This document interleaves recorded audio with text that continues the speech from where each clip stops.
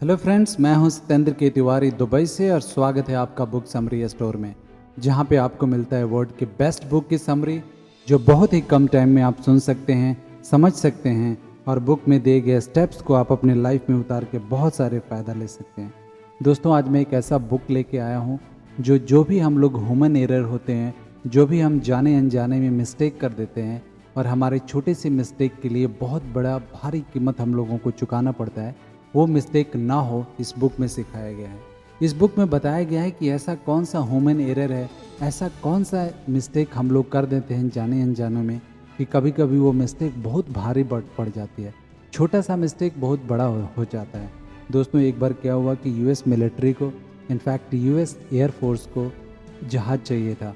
जहाज़ बोइंग ने बनाया और सैंपल के लिए जब उनको दिया तो यूएस एयरफोर्स बहुत खुश हुई, क्योंकि उनकी जो बोइंग की जो प्रोडक्ट था, बोइंग की जो जहाज़ थी, जो जेट था, वो सुपर जेट जैसा था।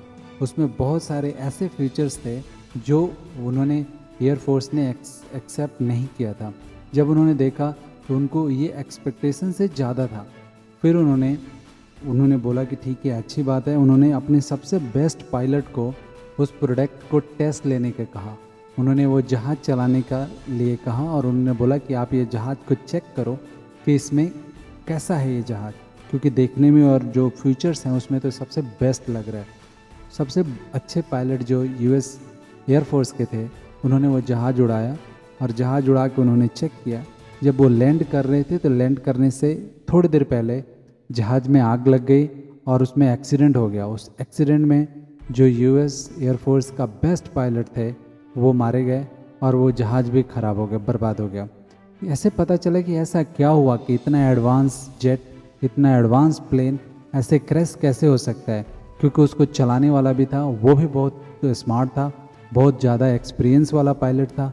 ऐसा क्या हुआ कि प्लेन क्रैश हो गया, क्योंकि इंजन में कुछ खराबी होने का मतलब नहीं बनता।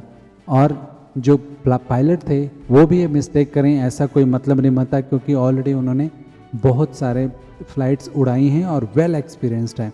तो उस पर रिसर्च हुई, ब्लैक बॉक्स को फाउंड किया गया और फिर जब पता चला कि ऐसा क्या हुआ था तो ये पता चला कि एक छोटा सा ह्यूमन एरर की वजह से एक ऐसा छोटा सा मिस्टेक किया था पायलट ने, जिससे प्लेन क्रैश हो गया।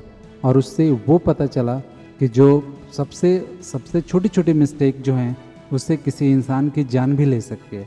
तो वो इस बुक में बताया गया है और इस बुक में बताया गया है कि वो ऐसा कौन सा चीज़ किया जाए कि ऐसा हम लोग न करें, न कर पाएँ और फिर हम उसको फॉलो करें अपने कामों में, और जिससे हम लोग ह्यूमन एरर से बच सकें।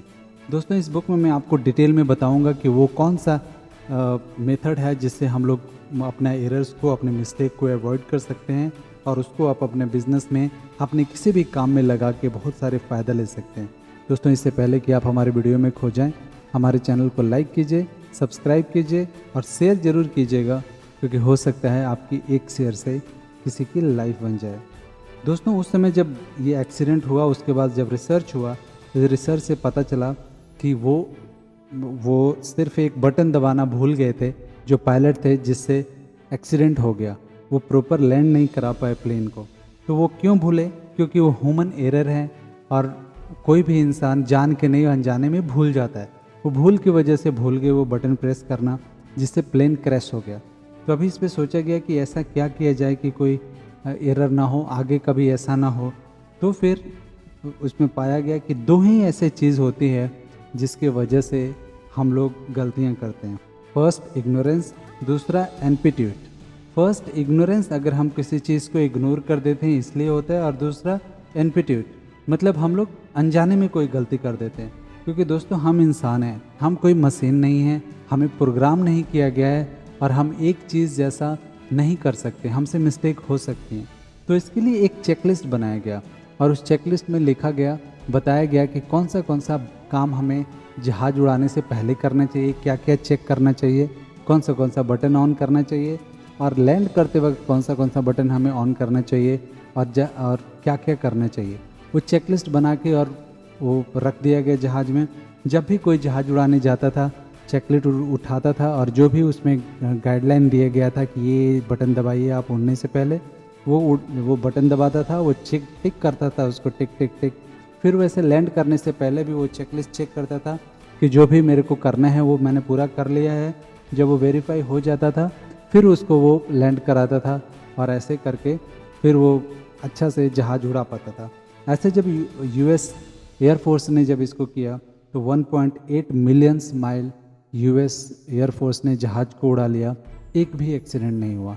तो इससे पता चला कि एक छोटा सा चेकलिस्ट बनाने से कितनी बड़ी प्रॉब्लम्स को हम लोग सॉर्ट आउट कर सकते हैं, कितनी ऐसी प्रॉब्लम्स हैं जिसको हम लोग मिटा सकते हैं।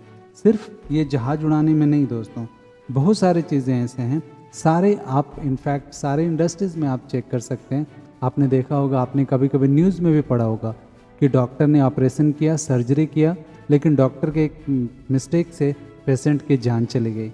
क्यों? क्योंकि डॉक्टर ने ग्लव्स पहनना भूल गया था, या डॉक्टर हैंड सैनिटाइज करना भूल गया था सर्जरी करने से पहले या सर्जरी करने से पहले, या जब सर्जरी कर रहा था तो उसमें कुछ भूल गया था। ऐसा भूलने से जो पेशेंट था उसकी जान चली गई थी। दोस्तों, ना चाहते हुए भी ऐसी चीज़ें, ऐसे मिस्टेक हम लोग कर देते हैं। इसी मिस्टेक को हम लोग एनपिट्यूट करते हैं। दोस्तों, इग्नोरेंस को तो हम लोग कवर कर सकते हैं, क्योंकि जब हम पढ़ते हैं, स्मार्ट होते हैं, बुद्धिमान होते हैं, तो हम लोग इग्नोरेंस को तो हम लोग किसी तरह हैंडल कर सकते हैं। लेकिन एनपिट्यूट एक ऐसा मिस्टेक होता है जिसको अगर आप चाहते हैं कि उसको ना हो तो आपको चेकलिस्ट बनाना चाहिए। आप किसी भी इंडस्ट्रीज़ में हो, चाहे आप फैक्ट्री के मालिक हों, चाहे आप बिज़नेस चलाते हों, चाहे आप जहाज़ चलाते हों, आप ट्रेन चलाते हों, कुछ भी आप काम कर रहे हो, एक ऐसा चेकलिस्ट बनाइए। अगर रोज़ एक ही काम बार बार हो रहा है तो उसको जब आप चेकलिस्ट बनाएंगे और किसी को बोलेंगे, अपने एम्प्लॉय को बोलेंगे या खुद फॉलो करेंगे कि ये काम करने से पहले मेरे को ये सारी चीज़ें, चेकलिस्ट मेरे को चेक करना है, टिक टिक टिक, ये काम हो गया। जब वो मैं फॉलो करूँगा तो वो अगर आप फॉलो करेंगे तो दोस्तों बिलीव कीजिए, आपको कभी भी प्रॉब्लम नहीं आएगा, एनपिट्यूट का कभी प्रॉब्लम नहीं आएगा, कभी आप भूलेंगे नहीं। और फिर आप, हो सकता है कि बहुत सारे लोगों का, अगर आप प्लेन उड़ाते हैं या अगर आप कुछ ऐसा काम कर रहे हैं जिसमें दूसरे लोगों की लाइफ डिपेंड है, तो आप बहुत सारे लोगों को लाइफ बचा सकते हैं। दोस्तों, हमें चेकलिस्ट क्यों चाहिए? बेसिकली प्रॉब्लम्स को जब देखा गया कि प्रॉब्लम कितने टाइप की होती हैं, तो पाया गया कि 3 टाइप की मेजर प्रॉब्लम होती हैं। एक तो सिंपल प्रॉब्लम होता है, दूसरा कॉम्प्लिकेटेड प्रॉब्लम्स होती हैं, और तीसरा कॉम्प्लेक्स प्रॉब्लम होता है। फर्स्ट सिंपल प्रॉब्लम का सॉल्यूशन तो मिल जाता है, जैसे सपोज खाना बनाना तो आप सीख सकते हैं, और इसमें गारंटी है कि आप 100% अच्छा खाना बना पाएँ, क्योंकि आपने सीख लिया है, आपको पता है क्या क्या डालना है, कितने मात्रा में डालना है, तो आप उसको फॉलो करेंगे और 100% आप उसकी चीज़ की गारंटी दे सकते हैं कि मैं 100% अचीव कर पाऊँगी। दूसरी चीज़ होता है कॉम्प्लिकेटेड प्रॉब्लम, जैसे अगर आप रॉकेट बना रहे हैं, उसको आपको मार्स पे भेजना है, आपको खुद ही पता नहीं कि मार्स पे मैं भेजूँगा कैसे, उसको आप बहुत सारे चीज़ आप यूज़ कर रहे हैं, एक्सपेरिमेंट कर रहे हैं, आप ऐसे एज्यूम कर रहे हैं कि मैं ये करूँगा तो ये होगा, उसका कोई ऐसा स्ट्रेट मेथड नहीं है, स्ट्रेट कोई वे नहीं है जिसको आप फॉलो करके वो काम कर सकें। आप सब एक्सपेरिमेंट कर रहे हैं, तो उसमें क्या होता है कि वो 100% की गारंटी देना इम्पॉसिबल हो जाता है, क्योंकि आपको खुद ही पता नहीं कि आपको एग्जैक्टली क्या करना पड़ेगा और कब करना पड़ेगा, क्या रिक्वायरमेंट होगी। थर्ड जो प्रॉब्लम होती है वो कॉम्प्लेक्स प्रॉब्लम। दोस्तों, बच्चे होते हैं, अगर बच्चे किसी के घर में हुए, उस बच्चे को उन्होंने ग्रो किया, उस बच्चे को पाला पोसा, जो दूसरा बच्चा होता है तो आप सेम तरीके से नहीं कर सकते। सेम आपको याद नहीं रह सकता कि पहले वाले बच्चे को आपने कैसे पाला पोसा था, कैसे आपने उसको पढ़ना सिखाया था, चलना सिखाया था, खाना सिखाया था, सोना सिखाया था। दूसरे वाले का बच्चे का हो सकता है अलग हो, लेकिन ये प्रॉब्लम जो होता है वो कॉम्प्लेक्स प्रॉब्लम कहलाता है। इसमें कुछ भी फिक्स नहीं है, आपको पर्सन टू पर्सन डिपेंड करता है। बड़ा वाला बच्चा कैसा था, वो पहले जल्दी सो जाता था, छोटा वाला लेट से सोता है, तो इसमें कोई फिक्स नहीं होता। लेकिन बहुत सारी चीज़ें ऐसी होती हैं, जो प्रॉब्लम्स होती हैं, जो हम लोग फिक्स कर सकते हैं चेकलिस्ट के थ्रू। तो अगर आप चेकलिस्ट बनाते हैं तो बहुत सारी चीज़ें आप ये कर सकते हैं। और इसमें सबसे बड़ी बात है, ह्यूमन एरर से लोगों की जान बच सकती है। डॉक्टर्स स्पेशली जो सर्जन होते हैं, जो सर्जरी करते हैं, उनमें वो लोगों ने ये बहुत बड़ा अपना इन चीज़ों को यूज़ किया कि नहीं, हमें 100% करना है। सर्जरी करने से पहले चेकलिस्ट बनाया, उसको टिक किया, नर्स को बोला गया कि आप ये 5-6 चीज़ें या 10 चीज़ें चेक कीजिए सर्जरी करने से पहले कि सारे लाइट मौजूद हैं ऑपरेशन रूम में, सारे लाइट्स ऑन हैं, सारे टूल्स जो चाहिए वो सब हैं, सारे हथियार जो हैं औजार हैं वो सब हैं। उसके बाद देखिए पेशेंट आया है या नहीं, वही पेशेंट है कि नहीं, वो अथेंटिकेट कीजिए जिसकी सर्जरी आप कर रहे हैं। सारे डॉक्टर लोग अवेलेबल हैं कि नहीं, सारे डॉक्टर लोग अच्छे हैं, उनके पास कोई प्रॉब्लम नहीं है, सारे लोग रिलैक्स हैं, सर्जरी करने के लिए रेडी हैं। वो सारी चीज़ें चेक करना होता है। सारे डॉक्टर्स ने अपने हाथ धो लिए, सैनिटाइज कर लिया करने से पहले। वो सारी चीज़ जब आप करते हैं तो आपकी ह्यूमन एरर होने का बहुत कम मात्रा बचता है और हो सकता है ह्यूमन एरर ना हो और उस काम को आप एक्सिक्यूट कर पाएँ।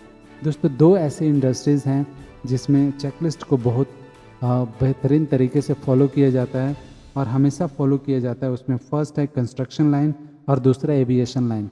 दोस्तों कंस्ट्रक्शन लाइन में जब बिल्डिंग आर्किटेक्ट बनाता है या बिल्डिंग जो सिविल इंजीनियर बनाता है उसको एक चेकलिस्ट दिया जाता है कि आपको वाइंड लोड कैलकुलेशन करना है, आपको बिल्डिंग का लोड कैलकुलेट करना है, आपको पाइलिंग का स्ट्रेंथ ऐसे कैलकुलेट करना है, उस हिसाब से आपको काम करना है। वो चेकलिस्ट अपना बनाता है कि मेरे को अगर 20 फ्लोर का बिल्डिंग बनानी है तो मेरे को क्या करना है, 100 फ्लोर की मेरे को बिल्डिंग बनाना है तो क्या करना है, और वो चेकलिस्ट फॉलो करता है। जिसमें आपने देखा होगा कि बहुत कम ऐसे चांसेस हैं कि कोई स्ट्रक्चर का बिल्डिंग बना हुआ गिर गया हो, बहुत कम ऐसे होता है। मतलब 0.0001% जितने बिल्डिंगें बनती हैं उसमें से 0.0001 कहीं ऐसा हो तो कोलैप्स हो जाता है, नहीं तो वो सारे स्ट्रॉन्ग रहती हैं। क्यों? क्योंकि कंस्ट्रक्शन इंडस्ट्रीज़ में चेकलिस्ट ज़रूर फॉलो किया जाता है। वहीं एविएशन इंडस्ट्रीज़ में भी अब चेकलिस्ट हमेशा फॉलो किया जाता है, फ़्लाइट को टेक ऑफ कराने से पहले, लैंड कराने से पहले। और इसलिए आपने देखा होगा कि आजकल एक्सीडेंट बहुत ही कम सुनने को मिलते हैं, बहुत ही कम ऐसा होता है कि एक्सीडेंट हुआ हो और उसमें 0.11% होता है। दोस्तों हम लोग ह्यूमन हैं और ह्यूमन बिहेवियर का सबसे बड़ी प्रॉब्लम क्या है कि हम लोग डिसीज़न अपने मूड के हिसाब से लेते हैं।